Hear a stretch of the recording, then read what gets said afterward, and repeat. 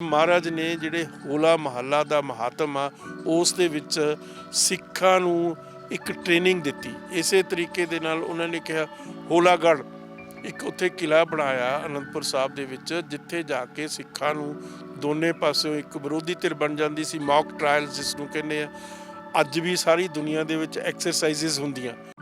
ਜਿਹੜਾ ਹੋਲੇ ਮਹੱਲੇ ਦਾ ਮਹਾਤਮ ਆ, ਇਹ ਸਾਨੂੰ ਯਾਦ ਕਰਾਉਂਦਾ ਕਿ ਗੁਰੂ ਨੇ ਸਾਨੂੰ ਇੱਕ ਜ਼ਿੰਮੇਵਾਰੀ ਦਿੱਤੀ ਹੈ ਕਿ ਅਸੀਂ ਉਸ ਜ਼ਿੰਮੇਵਾਰੀ ਦੇ ਵਿੱਚ ਵਚਨਬੱਧ ਰਹੀਏ।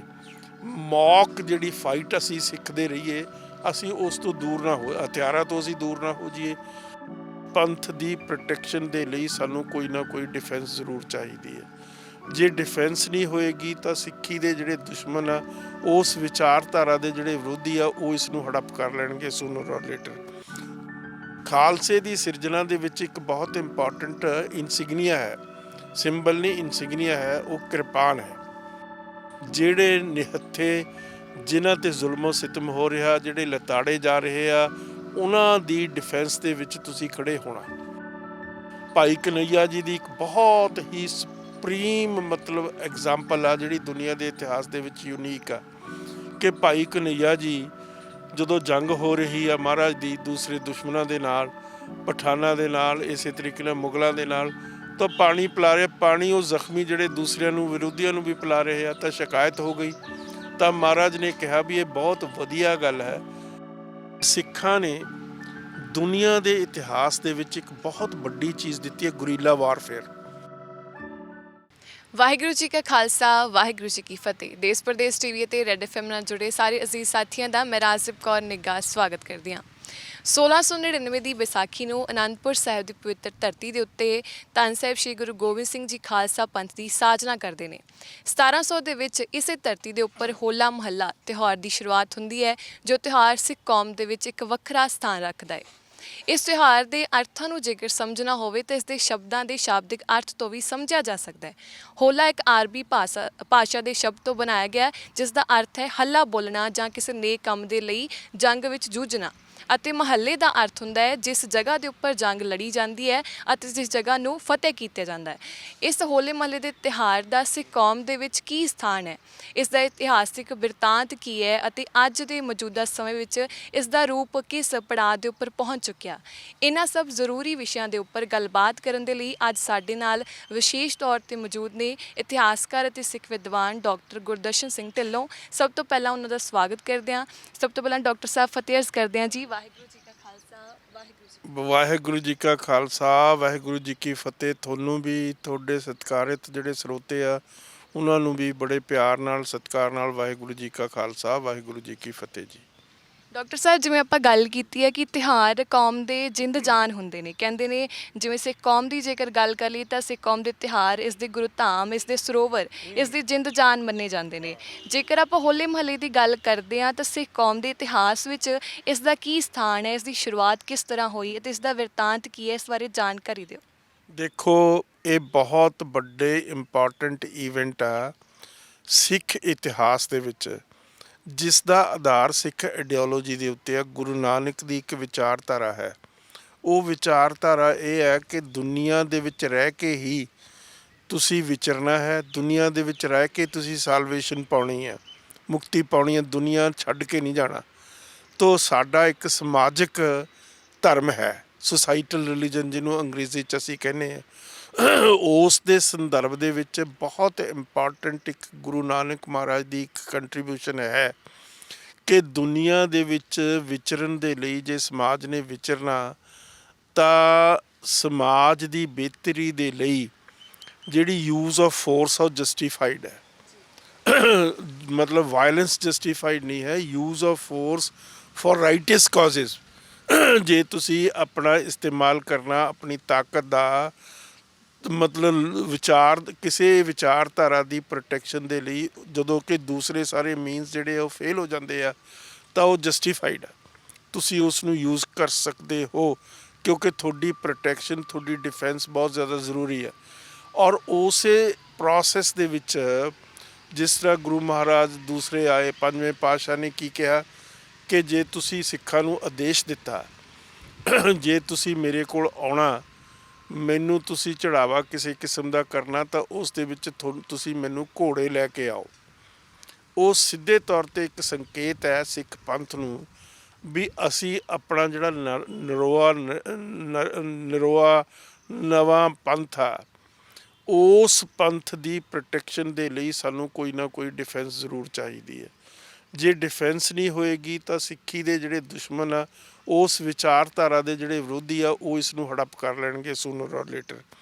ਤੋ ਗੁਰੂ ਪੰਜਵੇਂ ਪਾਤਸ਼ਾਹ ਨੇ, ਗੁਰੂ ਨਾਨਕ ਦੇਵ ਮਹਾਰਾਜ ਨੇ ਆਪਣੇ ਬਾਣੀ ਦੇ ਰਾਹੀਂ ਇਹ ਚੀਜ਼ਾਂ ਨੂੰ ਬੜਾ ਮਤਲਬ ਖੁੱਲ੍ਹ ਕੇ ਪ੍ਰਚਾਰ ਕੀਤਾ ਇਸ ਗੱਲ ਦਾ। ਛੇਵੇਂ ਪਾਤਸ਼ਾਹ ਨੇ ਤੁਸੀਂ ਦੇਖੋ ਅੱਗੇ ਜਾ ਕੇ ਫੌਜ ਰੱਖੀ, ਸੱਤਵੇਂ ਪਾਤਸ਼ਾਹ ਨੇ ਵੀ ਫੌਜ ਰੱਖੀ। ਤੋ ਇਹ ਪ੍ਰੋਸੈਸ ਚੱਲਦਾ ਆ ਰਿਹਾ। ਤਾਂ ਜਿਹੜੇ 10ਵੇਂ ਪਾਤਸ਼ਾਹ, 10ਵੇਂ ਨਾਨਕ ਹੈ, ਉਹਨਾਂ ਨੇ ਖਾਲਸੇ ਦੀ, ਜਿਸ ਤਰ੍ਹਾਂ ਤੁਸੀਂ ਦੱਸਿਆ, ਖਾਲਸੇ ਦੀ ਸਿਰਜਣਾ ਕੀਤੀ।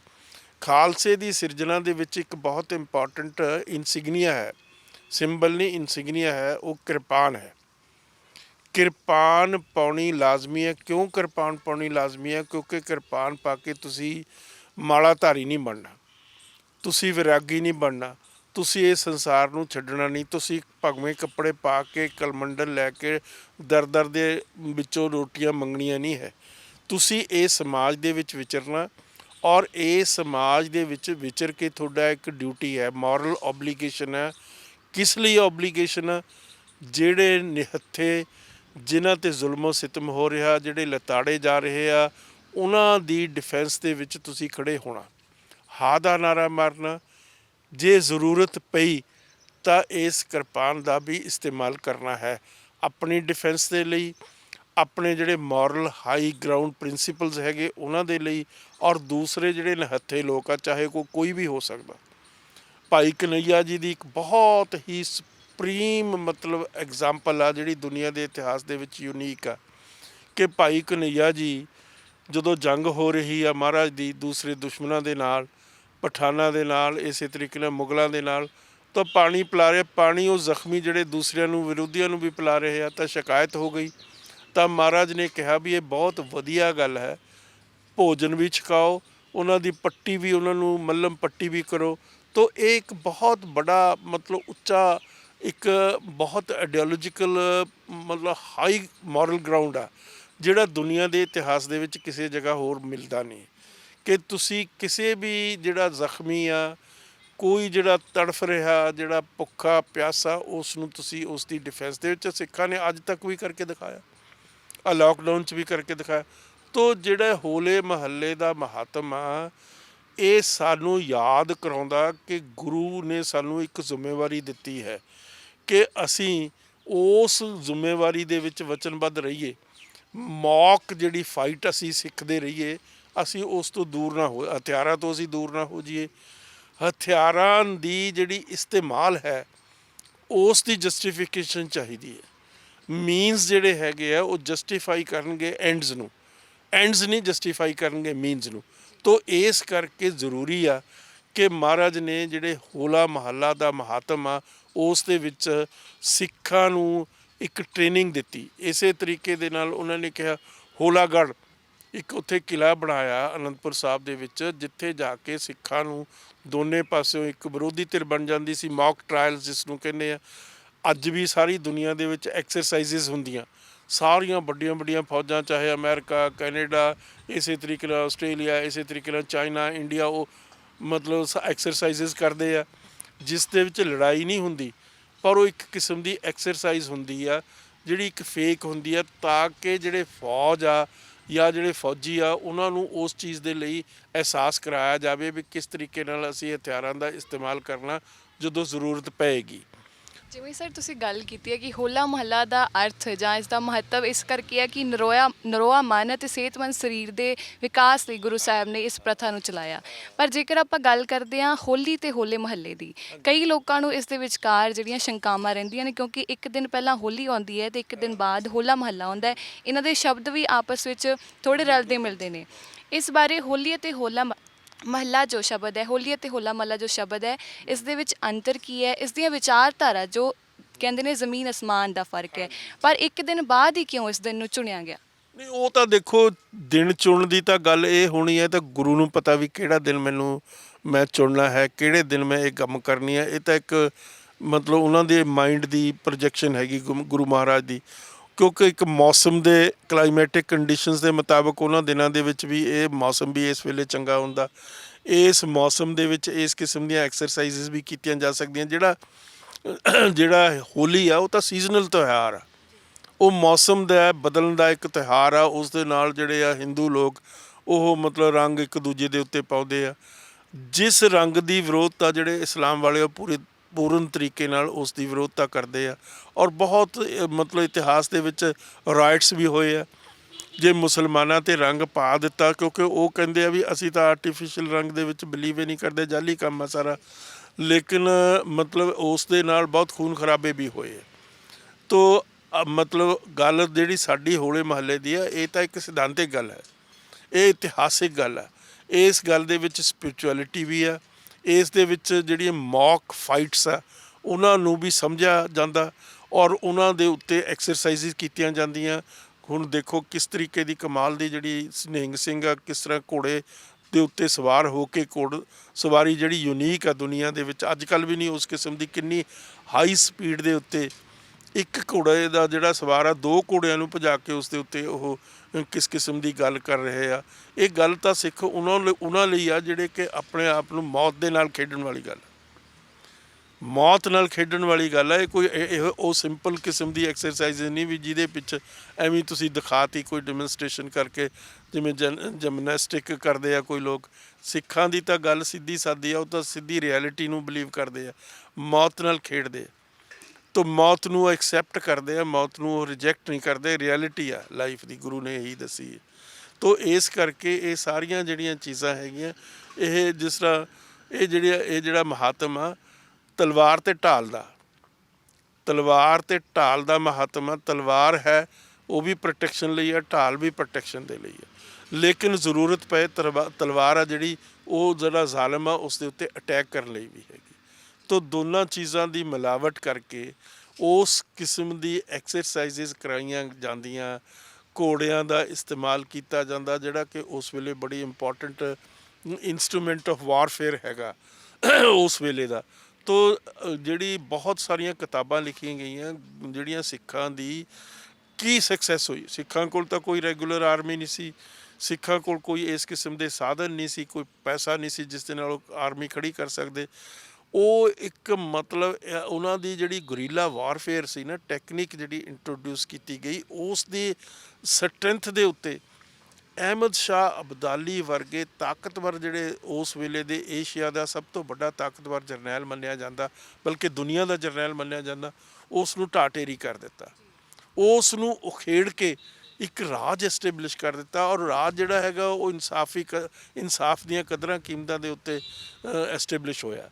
ਤੋ ਇਸ ਕਰਕੇ ਇਹ ਗੱਲ ਬਹੁਤ ਵੱਡੀ ਆ। ਇਹ ਗੱਲ ਇੰਨੀ ਸਿੰਪਲ ਨਹੀਂ ਵੀ ਤੁਸੀਂ ਉੱਥੇ ਕੱਪੜੇ ਪਾ ਕੇ ਚਲੇ ਗਏ, ਪਕੌੜੇ ਖਾ ਲਏ, ਇਹ ਨਹੀਂ। ਇਹਦੀ ਗੱਲ ਦੀ ਮਹਾਤਮ ਨੂੰ ਅੰਡਰਸਟੈਂਡ ਕਰਨਾ ਚਾਹੀਦਾ, ਇਸ ਦੀ ਡੈਪਥ 'ਚ ਜਾਣਾ ਚਾਹੀਦਾ, ਫਿਰ ਉਸ ਨੂੰ ਐਪਰੀਸ਼ੀਏਟ ਕਰਨਾ ਚਾਹੀਦਾ, ਫਿਰ ਉਸ ਨੂੰ ਅੰਬਰੇਸ ਵੀ ਕਰਨਾ ਚਾਹੀਦਾ। ਜਿਵੇਂ ਡਾਕਟਰ ਸਰ ਆਪਾਂ ਗੱਲ ਕੀਤੀ ਹੈ ਕਿ ਹੋਲੀ ਅਤੇ ਹੋਲੇ ਮਹੱਲੇ ਦੀ ਵਿਚਾਰਧਾਰਾ ਦੇ ਵਿੱਚ ਬਹੁਤ ਸਾਰਾ ਅੰਤਰ ਹੈ, ਪਰ ਅੱਜ ਆਪਾਂ ਦੇਖਦੇ ਹਾਂ ਕਿ ਹੋਲੇ ਮਹੱਲੇ ਦਾ ਜੇ ਆਪਾਂ ਅਰਥ ਦੇਖੀਏ ਤਾਂ ਮਹੱਲਾ ਤੋਂ ਮਸਨੂਈ ਲੜਾਈ ਕਿਹਾ ਜਾਂਦਾ ਸੀ ਕਿ ਬਨਾਵਟੀ ਲੜਾਈ। ਗੁਰੂ ਸਾਹਿਬ ਉਦੋਂ ਖੁਦ ਇਹ ਬਨਾਵਟੀ ਲੜਾਈਆਂ ਕਰਾਉਂਦੇ ਸਨ ਅਤੇ ਉਸ ਤੋਂ ਬਾਅਦ ਜੋ ਜੰਗ ਜਿੱਤਦਾ ਸੀ, ਜੋ ਧੜਾ ਜਿੱਤਦਾ ਸੀ, ਉਸ ਨੂੰ ਸਨਮਾਨਿਤ ਵੀ ਕਰਦੇ ਸਨ। ਪਰ ਅੱਜ ਜੇਕਰ ਆਪਾਂ ਦੇਖੀਏ ਤਾਂ ਅਨੰਦਪੁਰ ਸਾਹਿਬ ਦੀ ਧਰਤੀ ਦੇ ਉੱਪਰ ਵੀ ਜਦ ਹੋਲਾ ਮਹੱਲਾ ਮਨਾਇਆ ਜਾਂਦਾ ਤਾਂ ਰੰਗਾਂ ਦੀ ਵਰਤੋਂ ਕੀਤੀ ਜਾਂਦੀ ਹੈ ਜੋ ਹੋਲੀ ਦੇ ਵਿੱਚ ਵਰਤੇ ਜਾਂਦੇ ਨੇ। ਇਸ ਸੰਦਰਭ ਨੂੰ ਕਿਵੇਂ ਦੇਖਦੇ? ਨਹੀਂ, ਇਹ ਬਿਲਕੁਲ ਗਲਤ ਆ। ਇਹਦੇ ਵਿੱਚ ਕਿਸੇ ਕਿਸਮ ਦੀ ਰੰਗਾਂ ਦੀ ਜਿਹੜੀ ਟ੍ਰੈਡੀਸ਼ਨ ਆ ਉਹ ਹਿੰਦੂ ਟ੍ਰੈਡੀਸ਼ਨ ਹੈ, ਉਹ ਡਿਫਰੈਂਟ ਟ੍ਰੈਡੀਸ਼ਨ ਆ। ਸਾਡੀ ਟ੍ਰੈਡੀਸ਼ਨ ਬਿਲਕੁਲ ਡਿਫਰੈਂਟ ਹੈਗਾ। ਗੁਰੂਆਂ ਨੇ ਸਿੱਖੀਜ਼ਮ ਦਾ ਜਿਹੜਾ ਸਿੱਖੀਜ਼ਮ ਹੈ ਉਹ ਇਹੀ ਨਹੀਂ ਵੀ ਹਿੰਦੂਆਂ ਨਾਲੋਂ ਡਿਸਸਿਮਿਲਰ ਆ, ਬਲਕਿ ਹਿੰਦੂਆਂ ਨਾਲੋਂ ਅਪੋਜ਼ਡ ਸਿਸਟਮ ਆ। ਜੇ ਉਹ ਮੂਰਤੀ ਪੂਜਦੇ ਆ, ਅਸੀਂ ਮੂਰਤੀ ਤੋੜਦੇ ਹਾਂ। ਜੇ ਉਹ ਵਰਨ ਆਸ਼ਰਮ ਧਰਮ ਨੂੰ ਮੰਨਦੇ ਆ, ਅਸੀਂ ਵਰਨ ਆਸ਼ਰਮ ਧਰਮ ਨੂੰ ਰਿਜੈਕਟ ਕਰਦੇ ਹਾਂ। ਜੋ ਇਨਇਕੁਐਲਿਟੀ ਆਫ ਵੂਮਨ ਐਂਡ ਮੈਨ ਦੀ ਗੱਲ ਕਰਦੇ ਆ, ਅਸੀਂ ਇਕੁਐਲਿਟੀ ਆਫ ਵੂਮਨ ਐਂਡ ਮੈਨ ਦੀ ਗੱਲ ਕਰਦੇ ਹਾਂ। ਬਲਕਿ ਔਰਤ ਨੂੰ ਬਹੁਤ ਬੜਾ ਮਹੱਤਵ ਦਿੰਦੇ ਆ, ਜਿਹੜਾ ਗੁਰੂ ਮਹਾਰਾਜ ਦੀ ਆਪਣੀ ਬਾਣੀ ਦੇ ਵਿੱਚ ਆ। ਦੇਖੋ ਗੁਰੂਆਂ ਨੇ ਤਾਂ ਡਾਇਸੈਂਟ ਦਿੱਤਾ ਕਿਸ ਕਿਸਮ ਦਾ ਡੈਸੈਂਟ, ਮੁਗਲ ਜਿਹੜਾ ਸ਼ਾਸਕ ਇਤਨਾ ਤਾਕਤਵਰ ਜਿਹੜਾ ਬਾਬਰ ਸੀ, ਜਿਸ ਨੇ ਲੋਧੀ ਹਿੰਦੁਸਤਾਨ ਦੀ ਸਾਰੀ ਤਾਕਤ ਨੂੰ ਤੈਸ਼ ਨੈਸ਼ ਕਰ ਦਿੱਤਾ ਸੀ, ਮਹਾਰਾਜ ਨੇ ਉਸ ਦੇ ਉੱਤੇ ਵੀ ਕਟਾਕਸ਼ ਕਰਕੇ ਕਿਹਾ। ਤੋ ਇਸ ਕਰਕੇ ਬਹੁਤ ਡਿਟੇਲ 'ਚ ਕਿਹਾ, ਉਸੇ ਦੇ ਖਿਲਾਫ ਨਹੀਂ, ਲੋਧੀਆਂ ਦੇ ਨੂੰ ਵੀ ਉਹਨਾਂ ਨੇ ਕਟਾਕਸ਼ ਕੀਤਾ ਵੀ ਤੁਸੀਂ ਆਪਣੀ ਕੋਈ ਜ਼ਿੰਮੇਵਾਰੀ ਨਹੀਂ ਮੰਨ ਰਹੇ, ਜ਼ਿੰਮੇਵਾਰੀ ਤੁਸੀਂ ਐਕਸੈਪਟ ਨਹੀਂ ਕਰ ਰਹੇ। ਇਸੇ ਤਰੀਕੇ ਨਾਲ ਜਿਹੜੀ ਉਸ ਵੇਲੇ ਦੀ ਬਿਊਰੋਕਰੇਸੀ ਆ, ਪ੍ਰੀਸਟਲੀ ਕਲਾਸ ਆ, ਗੁਰੂ ਦਾ ਕਿਤਨਾ ਬੜਾ ਡਾਇਸੈਂਟ ਹੈ, ਕਿਤਨਾ ਬੜਾ ਵਿਰੋਧ ਹੈ ਸਿਆਸੀ ਤਾਕਤ ਦੇ ਖਿਲਾਫ ਵੀ, ਸਮਾਜਿਕ ਤਾਕਤ ਦੇ ਖਿਲਾਫ ਵੀ, ਸਪਿਰਚੁਅਲ ਤਾਕਤ ਦੇ ਖਿਲਾਫ ਵੀ। ਜਿੱਥੇ ਵੀ ਕਿਸੇ ਕਿਸਮ ਦੀ ਇਹ ਤਾਕਤਾਂ ਨੇ ਅਨਿਆਏ ਕੀਤਾ, ਧੱਕਾ ਕੀਤਾ, ਦੁਰਵਿਹਾਰ ਕੀਤਾ, ਉਸ ਦੇ ਖਿਲਾਫ ਮਹਾਰਾਜ ਨੇ ਬਗਾਵਤ ਕੀਤੀ ਹੈ, ਡਾਇਸੈਂਟ ਦਿੱਤਾ ਉਸ ਵੇਲੇ। ਔਰ ਇਹ ਬਹੁਤ ਵੱਡੀ ਗੱਲ ਆ ਆਪਣੇ ਆਪ ਦੇ ਵਿੱਚ। ਅੱਜ ਤੁਸੀਂ ਮਾੜੀ ਜੀ ਆਵਾਜ਼ ਉਠਾਓ, ਮੋਦੀ ਸਾਹਿਬ ਤੁਹਾਨੂੰ ਅੰਦਰ ਕਰ ਦਿੰਦੇ ਆ, ਮਾੜਾ ਜਿਹਾ ਤੁਸੀਂ ਡਾਇਸੈਂਟ ਦਿਓ। ਗੁਰੂ ਤਾਂ ਬਾਬਰ ਤੋਂ ਡਰਿਆ ਨਹੀਂ, ਗੁਰੂ ਤਾਂ ਬਾਬਰ ਤੋਂ ਡਰਿਆ ਨਹੀਂ, ਗੁਰੂ ਤਾਂ ਬਾਬਰ ਤੋਂ ਘਬਰਾਇਆ ਨਹੀਂ। ਗੁਰੂ ਦੀ ਸਭ ਤੋਂ ਵੱਡੀ ਵਿਚਾਰਧਾਰਾ ਸਾਡੇ ਗੁਰੂਆਂ ਦੀ ਇਹ ਆ ਵੀ ਉਸ ਦੇ ਨਾਲ ਮੂੰਹ ਨਾਲ ਅੱਖ ਮਿਲਾ ਕੇ ਦੇਖ, ਖੜਾ ਹੋ ਕੇ ਦੇਖ। ਗੁਰੂ ਖੜਾ ਹੋਇਆ, ਗੁਰੂ ਉਸ ਨਾਲ ਸਿੱਧੇ ਤੌਰ ਦੇ ਉੱਤੇ ਵਿਚਰ ਕੇ ਉਸਨੇ ਕਿਹਾ ਵੀ ਤੂੰ ਗਲਤ ਗੱਲ ਕਰ ਰਿਹਾ, ਤੂੰ ਜ਼ੁਲਮ ਕਰ ਰਿਹਾ, ਤੂੰ ਅਤਿਆਚਾਰ ਕਰ ਰਿਹਾ, ਤੂੰ ਗਰੀਬਾਂ ਜਿਹੜੇ ਹੈ ਰੱਬ ਨੂੰ ਵੀ ਮਿਹਣਾ ਮਾਰ। ਇਤੀ ਮਾਰ ਪਈ ਕੁਰਲਾ ਨੇ ਤੈ ਕੀ ਦਰਦ ਨੇ, ਗੁਰੂ ਰੱਬ ਨੂੰ ਮਿਹਣਾ ਮਾਰ ਰਿਹਾ ਵੀ ਤੂੰ ਕਿਸ ਕਿਸਮ ਦਾ ਰੱਬ ਆ, ਲੋਕਾਂ ਨਾਲ ਕਿਸ ਤਰ੍ਹਾਂ ਦਾ ਅਤਿਆਚਾਰ ਹੋ ਰਿਹਾ, ਜ਼ੁਲਮ ਹੋ ਰਿਹਾ, ਲੋਕਾਂ ਦੇ ਕਿੰਨੀ ਬੇਰਹਿਮੀ ਨਾਲ ਉਹਨਾਂ ਦਾ ਕਤਲੋ ਗਾਰਤ ਕੀਤਾ ਜਾ ਰਿਹਾ, ਉਹਨਾਂ ਦੀ ਐਕਸਪਲਾਈਟੇਸ਼ਨ ਹੋ ਰਹੀ ਹੈ। ਤੋ ਜਿਹੜਾ ਗੁਰੂ ਦਾ ਰੱਬ ਵੀ ਆ ਨਾ, ਉਹ ਵੀ ਐਕਟਿਵ ਆ, ਉਹ ਇਨਵੋਲਵਡ ਹੈ ਸਮਾਜ ਦੇ ਵਿੱਚ। ਤੋ ਅਸੀਂ ਗੁਰੂ ਦੇ ਨੁਮਾਇੰਦੇ ਹੋ ਕੇ ਸਮਾਜ ਦੇ ਵਿੱਚ ਵਿਚਰਨਾ, ਸਮਾਜ 'ਚ ਹੋ ਰਹੇ ਅਤਿਆਚਾਰ ਦਾ ਵਿਰੋਧ ਕਰਨਾ ਹਰ ਪਹਿਲੂ ਤੋਂ। ਹੋਲੇ ਮਹੱਲੇ ਦੇ ਜਿਹੜੇ ਤਿਉਹਾਰ ਮੌਕੇ ਜਿਹੜੇ ਸਜਾਏ ਜਾਂਦੇ ਆ, ਉੱਥੇ ਨਿਹੰਗ ਜਥੇਬੰਦੀਆਂ ਜਿਹੜੇ ਉੱਥੇ ਵੱਖ-ਵੱਖ ਤਰ੍ਹਾਂ ਦੇ ਕਰਤੱਵ ਦਿਖਾਉਂਦੀਆਂ ਨੇ। ਇਹ ਲਗਾਤਾਰ 320 ਸਾਲਾਂ ਤੋਂ ਆਪਾਂ ਹੋਲਾ ਮਹੱਲਾ ਮਨਾਉਂਦੇ ਆ ਰਹੇ ਹਾਂ, ਪਰ ਅੱਜ ਮੌਜੂਦਾ ਸਮੇਂ ਵਿੱਚ ਅਨੰਦਪੁਰ ਸਾਹਿਬ ਦੀ ਧਰਤੀ ਦੀ ਗੱਲ ਕਰ ਲਈਏ ਤਾਂ ਹੋਲੇ ਮਹੱਲੇ ਦੇ ਰੂਪ ਨੂੰ ਜੋ ਅੱਜ ਮਨਾਇਆ ਜਾ ਰਿਹਾ, ਉਸ ਨੂੰ ਕਿਸ ਤਰ੍ਹਾਂ ਦੇਖਦੇ ਹੋ ਇਤਿਹਾਸ ਦੇ ਪੱਖ ਤੋਂ? ਦੇਖੋ, ਮਤਲਬ ਕਈ ਵਾਰੀ ਤਾਂ ਇਤਿਹਾਸ ਦੇ ਵਿੱਚ ਥੋੜ੍ਹੀਆਂ ਬਹੁਤੀਆਂ ਤਬਦੀਲੀਆਂ ਹੁੰਦੀਆਂ ਰਹਿੰਦੀਆਂ, ਪਰ ਦੋ ਚੀਜ਼ਾਂ ਹੁੰਦੀਆਂ, ਇੱਕ ਲੈਟਰ ਐਂਡ ਸਪਿਰਿਟ। ਜਿਹੜੀ ਸਪਿਰਿਟ ਹੈ ਉਸ ਕਿਸਮ ਦੀ ਉਹ ਹਮੇਸ਼ਾ ਬਰਕਰਾਰ ਰਹਿਣੀ ਚਾਹੀਦੀ ਹੈ। ਉਸ ਸਪਿਰਿਟ ਨੂੰ ਤੁਸੀਂ ਬਦਲ ਨਹੀਂ ਸਕਦੇ, ਕਿਉਂਕਿ ਉਹ ਗੁਰੂ ਦੀ ਵਿਰਾਸਤ ਹੈ। ਅਤੇ ਥੋੜ੍ਹੀ ਬਹੁਤੀ ਜੇ ਉਸ ਦੇ ਵਿੱਚ ਕੋਈ ਕਿਸੇ ਕਿਸਮ ਦੀ ਫਿਜ਼ੀਕਲ ਚੇਂਜਿਸ ਹੁੰਦੀਆਂ ਤਾਂ ਉਹ ਹੁੰਦੀਆਂ ਰਹਿੰਦੀਆਂ। ਸਮਾਜ ਦੇ ਵਿੱਚ ਨਵੀਆਂ ਚੀਜ਼ਾਂ ਆਉਂਦੀਆਂ, ਨਵੀਆਂ ਗੱਲਾਂ ਆਉਂਦੀਆਂ, ਨਵੇਂ ਸਾਧਨ ਆ ਜਾਂਦੇ ਆ, ਨਵੇਂ ਵਸੀਲੇ ਆ ਜਾਂਦੇ ਆ, ਪਰ ਜਿਹੜੀ ਉਹਦੀ ਸਪਿਰਿਟ ਆ ਉਹ ਬਰਕਰਾਰ ਰਹਿਣੀ ਚਾਹੀਦੀ ਹੈ। ਜਿਹੜੀ ਗੁਰੂ ਦੀ ਸਪਿਰਿਟ ਹੈ ਹੋਲੇ ਮਹੱਲੇ ਦੀ, ਉਹ ਇਹੀ ਆ ਵੀ ਅਸੀਂ ਗੁਰੂ ਦੀ ਵਿਚਾਰਧਾਰਾ ਦੇ ਉੱਤੇ ਪਹਿਰਾ ਦੇਣਾ ਔਰ ਉਸ ਨੂੰ ਸਮਰਪਿਤ ਆਪ ਵੀ ਹੋਣਾ ਔਰ ਲੋਕਾਂ ਨੂੰ ਵੀ ਪ੍ਰੇਰਿਤ ਕਰਨਾ, ਲੋਕਾਂ ਨੂੰ ਸਮਝਾਉਣਾ ਵੀ ਇਹ ਗੱਲ ਕੀ ਹੈ। ਆਪਾਂ ਜੇਕਰ ਆਖਰੀ ਸਵਾਲ ਵੱਲ ਵੱਧਦੇ ਹਾਂ ਕਿ ਜਿਹੜੀਆਂ ਸਿੱਖ ਸੰਸਥਾਵਾਂ ਹੁੰਦੀਆਂ ਨੇ, ਕਹਿੰਦੇ ਨੇ ਕੌਮ ਦੀਆਂ ਸੰਸਥਾਵਾਂ ਉਹਦੀ ਰੀੜ੍ਹ ਦੀ ਹੱਡੀ ਹੁੰਦੀ ਹੈ, ਪ੍ਰਚਾਰ ਅਤੇ ਪ੍ਰਸਾਰ ਕਰਨਾ ਉਹਨਾਂ ਦਾ ਕਾਰਜ ਹੈ, ਉਹਨਾਂ ਦੇ ਹਿੱਸੇ ਇਹ ਜ਼ਿੰਮੇਵਾਰੀ ਆਈ ਹੈ ਕਿ ਉਹ ਕੌਮ ਨੂੰ ਉਸਦੇ ਇਤਿਹਾਸ ਨਾਲ ਜੋੜ ਕੇ ਰੱਖਣ। ਜੇਕਰ ਅੱਜ ਸਿੱਖ ਕੌਮ ਦੀਆਂ ਸੰਸਥਾਵਾਂ ਦੀ ਗੱਲ ਕਰੀਏ ਤਾਂ ਸਿੱਖ ਗੁਰਦੁਆਰਾ ਪ੍ਰਬੰਧਕ ਕਮੇਟੀ ਦਾ ਪਹਿਲਾ ਨਾਮ ਆਉਂਦਾ ਹੈ। ਤਾਂ ਹੁਣ ਆਪਾਂ ਜੇਕਰ ਹੋਲੇ ਮਹੱਲੇ ਦੀ ਗੱਲ ਕਰ ਰਹੇ ਹਾਂ ਤਾਂ ਇਸ ਦੇ ਇਤਿਹਾਸ ਬਾਰੇ, ਇਸ ਦੇ ਪ੍ਰਚਾਰ ਬਾਰੇ, ਪ੍ਰਸਾਰ ਬਾਰੇ ਸਿੱਖ ਸੰਸਥਾਵਾਂ, ਸਿੱਖ ਸੰਗਠਨ ਜਾਂ ਜਥੇਬੰਦੀਆਂ ਕਿਸ ਤਰ੍ਹਾਂ ਦਾ ਰੋਲ ਨਿਭਾ ਰਹੀਆਂ ਨੇ? ਦੇਖੋ, ਮੈਂ ਤਾਂ ਉਹੀ ਗੱਲ ਕਹਿ ਰਿਹਾ, ਮਾਫ ਕਰਨਾ, ਸਿੱਖ ਜਿਹੜੇ ਆ ਉਹ ਮਤਲਬ ਮਿਹਨਤ ਨਹੀਂ ਕਰਦੇ। ਸਕਾਲਰਸ਼ਿਪ ਦੇ ਵਿੱਚ ਬਹੁਤ ਮਿਹਨਤ ਦੀ ਜ਼ਰੂਰਤ ਆ, ਮਤਲਬ ਖੂਨ ਪਸੀਨੇ ਦੀ ਗੱਲ ਹੈਗੀ ਹੈ। ਮੇਰੇ ਉਸਤਾਦ ਸੀ, ਉਹ ਕਿਹਾ ਕਰਦੇ ਸੀ ਹਿਸਟਰੀ ਦੀ ਰਿਸਰਚ ਲਈ ਵੀ ਇਹ ਲੋਹੇ ਦੇ ਚਨੇ ਚਬਾਉਣ ਵਾਲੀ ਗੱਲ ਹੈ। ਤੋ ਉਸ ਦੇ ਵਿੱਚ ਸਿੱਖਾਂ ਨੂੰ ਬਹੁਤ ਜ਼ਿਆਦਾ ਰਿਸਰਚ ਕਰਨੀ ਚਾਹੀਦੀ ਹੈ।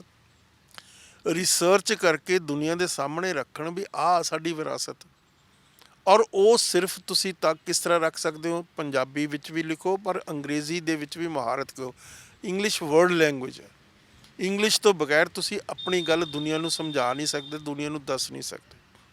ਤੋ ਇਸ ਕਰਕੇ ਸਿੱਖਾਂ ਨੂੰ ਬਹੁਤ ਮਿਹਨਤ ਕਰਨ ਦੀ ਲੋੜ ਆ, ਤਾਂ ਹੀ ਤੁਹਾਡੀ ਵਿਚਾਰਧਾਰਾ, ਤਾਂ ਹੀ ਤੁਹਾਡਾ ਸਿਧਾਂਤ ਗੁਰੂ ਨਾਨਕ ਦਾ। ਪਹਿਲਾਂ ਤਾਂ ਆਪ ਸਮਝੋ, ਹਲੇ ਤਾਂ ਅਸੀਂ ਆਪ ਹੀ ਨਹੀਂ ਸਮਝੇ, ਅਸੀਂ ਤਾਂ ਖੇਲ ਰਹੇ, ਅਸੀਂ ਤਾਂ ਗੁਰੂ ਦੀ ਜਿਹੜੀ ਗਹਿਰਾਈ ਆ, ਗੁਰੂ ਦੀ ਜਿਹੜੀ ਸੰਜੀਦਗਾ ਹੈ, ਜੋ ਗੁਰੂ ਦੀ ਜਿਹੜੀ ਕੰਟਰੀਬਿਊਸ਼ਨ ਹੈ, ਜਿਸ ਤਰ੍ਹਾਂ ਮੈਂ ਤੁਹਾਨੂੰ ਦੱਸਿਆ ਅਲਫਾਬੈਟ ਦੀ ਗੱਲ ਦੱਸੀ ਆ, ਇਹ ਤਾਂ ਹਲੇ ਅਸੀਂ ਆਪ ਹੀ ਨਹੀਂ ਸਕ੍ਰਿਪਟ, ਇਹ ਗੱਲ ਦੀ ਤਹਿ ਤੱਕ ਅਸੀਂ ਹਲੇ ਤੱਕ ਆਪ ਹੀ ਨਹੀਂ ਗਏ।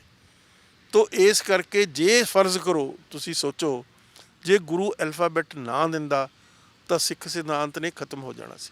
ਕੌਮਾਂ ਖਤਮ ਹੋਈਆਂ, ਕੌਮਾਂ ਖਤਮ ਇਸੇ ਆਧਾਰ ਤੇ ਹੋਈਆਂ ਕਿ ਮੁਗਲਾਂ ਨੇ ਜਦੋਂ ਤੁਹਾਨੂੰ ਹੁਣ ਇਹਦੇ ਇਤਿਹਾਸ ਦੱਸੀਏ, ਮੁਗਲਾਂ ਨੇ ਜਦੋਂ ਆਪਣੇ ਐਕਸਪੈਂਸ਼ਨ ਕੀਤੀ ਹੈ ਨਾ, ਕਿੰਨੇ ਮੁਲਕਾਂ ਦੇ ਵਿੱਚ ਇਸਲਾਮ ਹੈਗਾ, ਤਾਂ ਉਹਨਾਂ ਨੇ ਆਪਣੀ ਸਕ੍ਰਿਪਟ ਉੱਥੇ ਇੰਟਰੋਡਿਊਸ ਕੀਤੀ, ਅਰੇਬਿਕ, ਪਰਸ਼ੀਅਨ। ਇਸੇ ਦੇਖੋ ਜਿਹੜੇ ਅੰਗਰੇਜ਼ਾਂ ਨੇ ਵੀ ਜਦੋਂ ਰਾਜ ਲਿਆ ਤਾਂ ਪਰਸ਼ੀਅਨ ਸਕ੍ਰਿਪਟ ਜਿਹੜੀ ਸੀ ਉਹ ਚੱਲਦਾ ਸੀ, ਪਰਸ਼ੀਅਨ ਲੈਂਗੁਏਜ ਜਿਹੜੀ ਚੱਲਦੀ ਸੀ। ਤੋ ਉਹਨਾਂ ਦੀ ਸਟਰੈਂਥ ਜਿਹੜੀ ਸੀ ਉਹ ਸਕ੍ਰਿਪਟ ਦੇ ਆਧਾਰ ਦੇ ਉੱਤੇ ਸੀਗੀ।